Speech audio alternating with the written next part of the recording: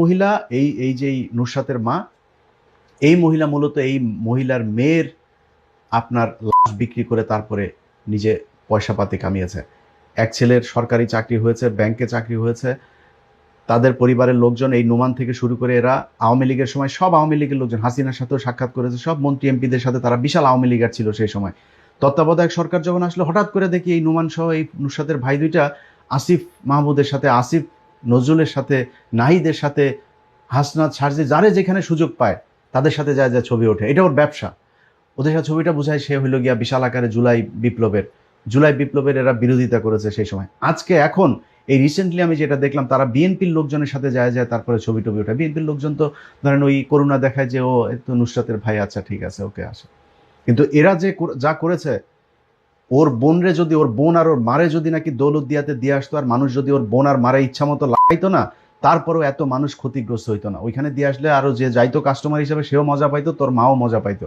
কিন্তু এইখানে ওর মা আর ওর মা যেই কাজ করেছে আর ওরা যেই কাজ করেছে ওর বোনের এই লাশটা নিয়ে, এইটা পৃথিবীর ইতিহাসে নজির হয়ে থাকবে। একই মামলার ভেতরে এইভাবে গণহারে 16 জন মানুষকে ফাঁসি দেওয়া, ওরা সব জানতো যে এই ঘটনাটা কি হয়েছে।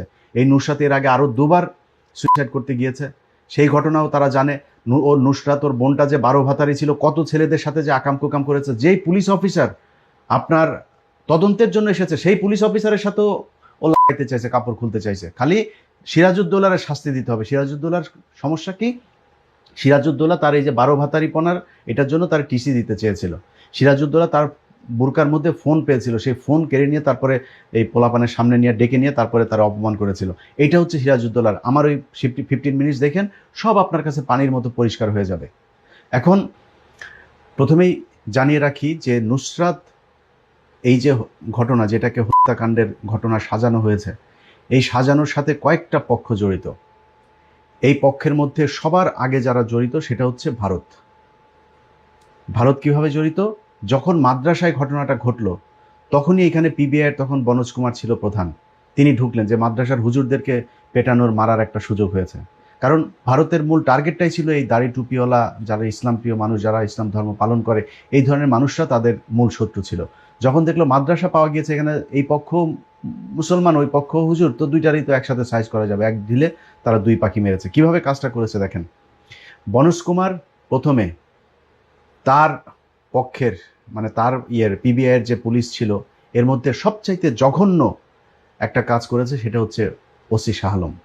সেই ওসি তত্ত্বাবধায়ক সরকার ক্ষমতায় আসার পরেও সে চাঁদপুরের সম্ভবত কচুয়া থানায় সে ওসি হিসাবে দায়িত্ব পালন করেছে। এটা নিয়ে ইউনূস সরকারের সর্বোচ্চ পর্যায়ে খোদা বক্সকে পর্যন্ত জানানো হয়েছে। খোদা বক্স আমাকে নিশ্চিত করেছেন যে আমরা দেখছি। 2 মাস পরে জিজ্ঞেস করলাম কি হইলো, তারপরে জি আমরা দেখছি, ইলিয়াস ভাই আপনি চিন্তা করেন না, আমরা দেখছি। আরো 1 মাস পরে যায় মেসেজ পাঠাইলাম যে স্যার কি দেখছেন। তো আমি তার ওই দিন মেসেজ পাঠালাম যে স্যার আপনার কি দেখা শেষ হয়েছে, আর কত বছর লাগতে পারে একটু জানাবেন। এটা বলার সাথে সাথে সে ফোন দিল, বললো ইলিয়াস আমরা এই বিষয়গুলো দেখছি, আপনি টেনশন করেন না। আবার ফের সে একই, শেষ দিন পর্যন্ত সে ওসি শাহ আলমকে সরায় নাই। বিএনপি সরকারের কাছে অনুরোধ থাকবে, যদি আমার কথা বিশ্বাস না হয় ফেনীতে যাবেন।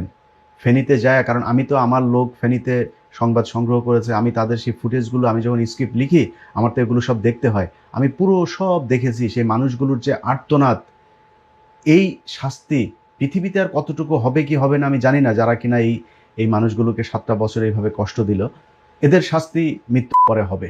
এটা আল্লাহর কাছে বিচার দিয়ে রাখলাম। তবে যারা পৃথিবীতে আপনাদেরকে আল্লাহর প্রতিনিধি হিসাবে বিচার করার জন্য সুযোগ দিয়েছে, সরকার থেকে শুরু করে বিচারক, আপনাদের কাছে অনুরোধ থাকলো সেই ফেনীতে যাবেন, গিয়ে সেখানে দেখবেন, জিজ্ঞেস করবেন এই ওসি শাহ আলম কি করেছে। একজন মানুষকে মেরেছে, তাকে তার পরিবারকে ভিডিও কল দিয়েছে, ফোনে কল দিয়েছে, হোয়াটসঅ্যাপে কল দিয়েছে, ইমুতে কল দিয়েছে, দিয়ে তাদেরকে শুনিয়েছে যে টর্চার করছে।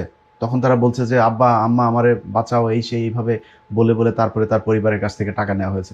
সেখানে একজন আছে আওয়ামী লীগ নেতা রুহুল আমিন, সে আবার পয়সাওয়ালা। তার পরিবারের কাছ থেকে আমার ঠিক মনে নাই, অ্যাট এ টাইমে চেক 45 লক্ষ 50 লক্ষ এরকম বড় বড় অঙ্কের টাকা তাদের পরিবারের কাছ থেকে। আর অন্যান্য পরিবার, এই আসামিগুলোর মধ্যে অনেকের বাড়িও নাই, বাড়ি পর্যন্ত বিক্রি করে দিয়া তারপরে এই পিবিআইয়ের শাহ আলম সহ বনজদেরকে টাকা দিতে হয়েছে। সেই শাহ আলমের বিচার হওয়া দরকার। এখানে কয়েকটা পক্ষ, একটা পক্ষ বনজ, বনজের সাথে ওই সময় ফেনীতে পিবিআইতে যারা ছিল, সময় টেলিভিশনের এক শুয়োরের বাচ্চা আছে, যেই শুয়োরের বাচ্চা এই বনজের কাছ থেকে প্রেসক্রিপশন নিয়ে বিশাল এক অনুসন্ধানী প্রতিবেদন তৈরি করেছিল, তার নাম হচ্ছে ওমর ফারুক। এই কুকুরের ছানা এই বনজ কুমারের লিখে দেওয়া আপনার বিশাল আকারের এক চিত্রকর্ম নিয়ে তারপরে এইটাকে হত্যাকাণ্ড সাজাইল। এর সাথে প্রায় সব গণমাধ্যম, কারোর কোনো ইনভেস্টিগেশন নাই, কারোর কোনো জিজ্ঞাসাবাদ নাই, কোনো কিছু নাই, দেখা নাই, একদম যেভাবে বনজ কুমাররা বলে দিয়েছে সেইভাবে। আরেকজন আছে, ওই যে গরিবের এক বালিস্টার ছিল, বালিস্টার আপনার সুমন, এই শুয়োর ছানাও এই বনজের টাকা পয়সা খায় তারপরে এইটাকে হত্যাকাণ্ড বানানোর জন্য সেই ওসি মোয়াজ্জেমের কথা আপনাদের মনে আছে, তার সম্ভবত 8 বছর জেল হয়েছিল, 5 বছর তিনি সার্ভ করে তারপরে বের হয়েছিলেন জামিনে। সেই ব্যক্তি তার চাকরি হারিয়েছেন, জেল খেটেছেন, সারা বাংলাদেশের মানুষের কাছে ক্রিমিনাল সেজেছেন। সেই মানুষটাকে এই ব্যারিস্টার সুমন, ওমর ফারুক ওই দিক থেকে কমলদা পর্যন্ত সেইখানে গিয়ে তারপরে তদারকি করত।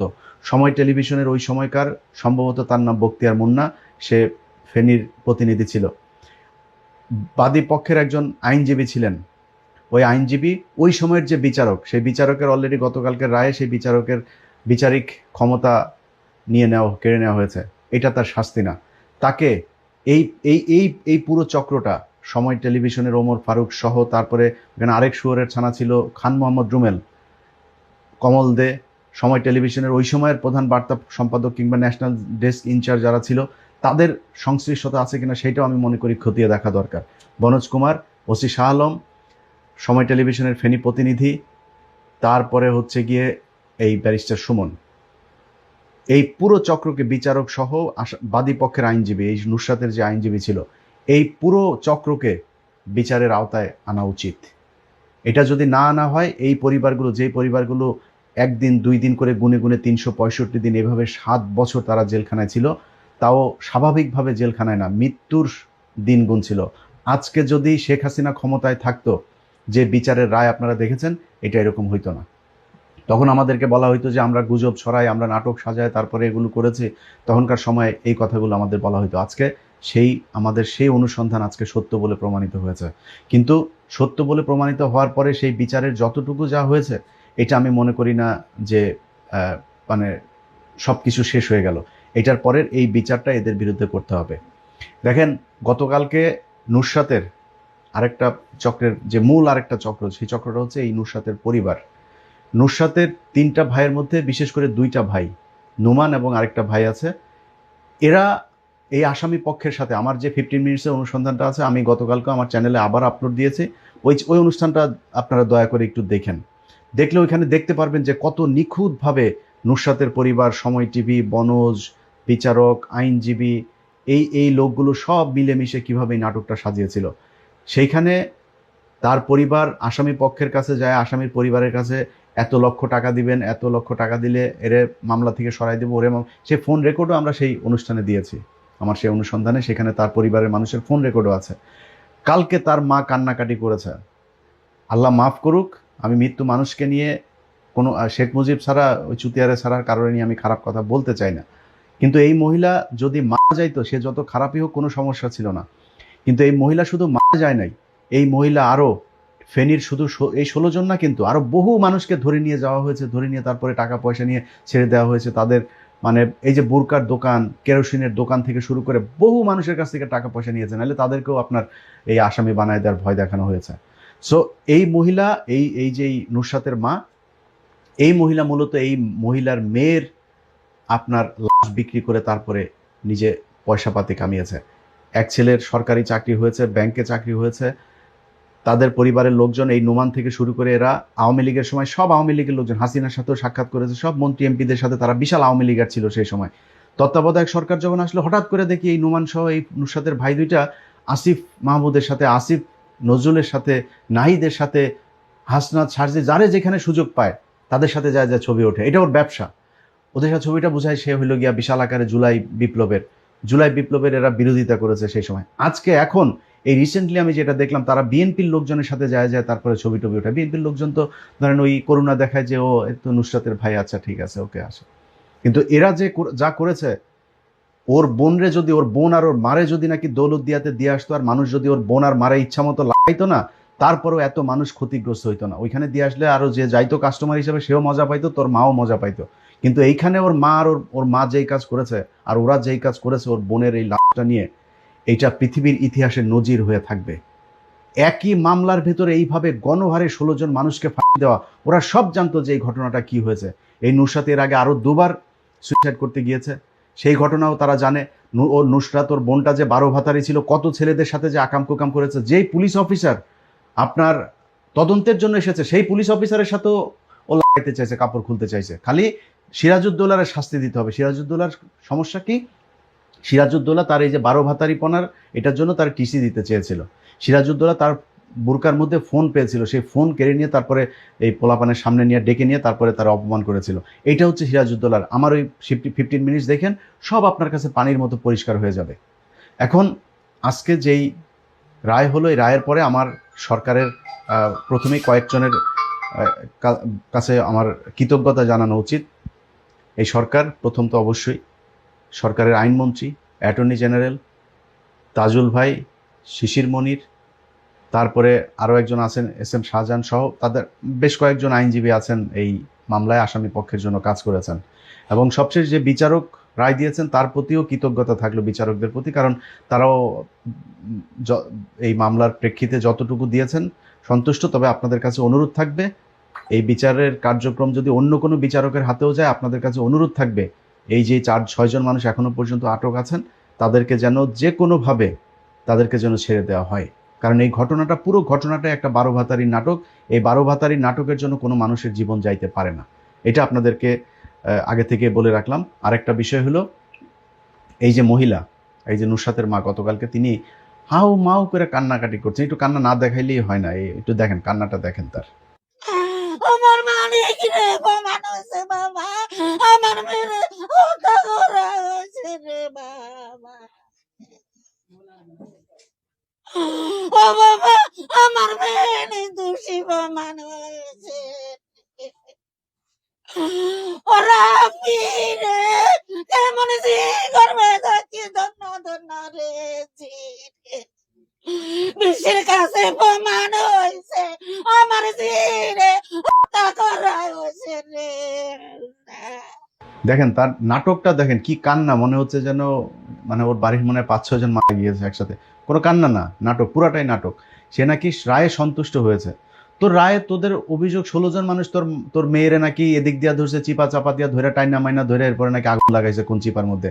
তো তোর মেয়েরে 16 জন মানুষ এইভাবে চিপার মধ্যে দিয়া আগুন দিল, তো তোর মেয়ের এখন সেই 16 জনের মধ্যে 14 জনই ফাঁসির থেকে হয়ে গেল। তো তুই মামলায় খুশি হইলি কেমনে?